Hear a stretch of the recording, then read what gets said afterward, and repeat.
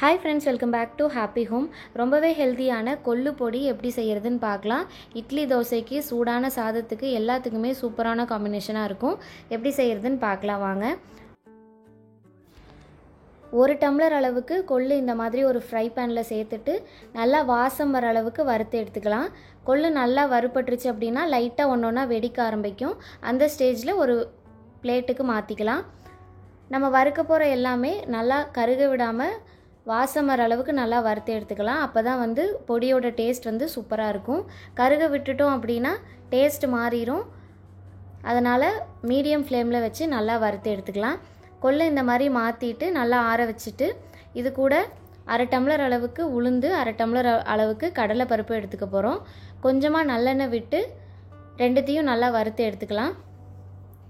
கருப்பு உளுந்து முழு உளுந்து சேர்த்துருக்கேன். அப்படி இல்லைன்னா உடச்ச உளுந்து இல்லைன்னா வெள்ளை உளுந்து கூட சேர்த்துக்கலாம். கருப்பு உளுந்து சேர்த்தோம் அப்படின்னா டேஸ்ட் கொஞ்சம் நல்லாயிருக்கும்.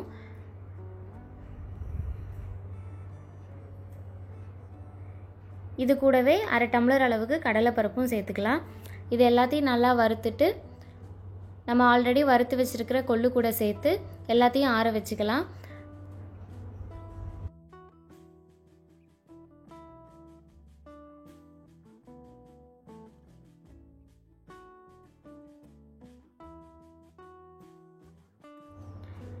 இப்போது அதே பேனில் காரத்துக்கு தேவையான அளவுக்கு வரமிளகாய் கொஞ்சமாக நல்லெண்ணெய் விட்டு நல்லா வறுத்து எடுத்துக்கலாம்.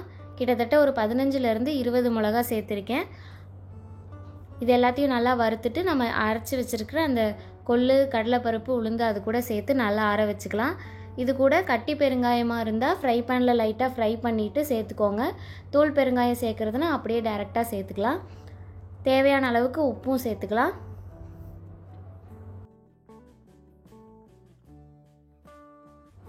இப்போ நம்ம வறுத்து வச்சுருக்கிற எல்லாத்தையும் நல்லா ஆற வச்சுட்டு ஒரு மிக்ஸி ஜாருக்கு மாற்றி நல்லா அரைச்சி எடுத்துக்கலாம். ஃபைன் பவுடராக அரைச்சி எடுத்துக்கலாம்.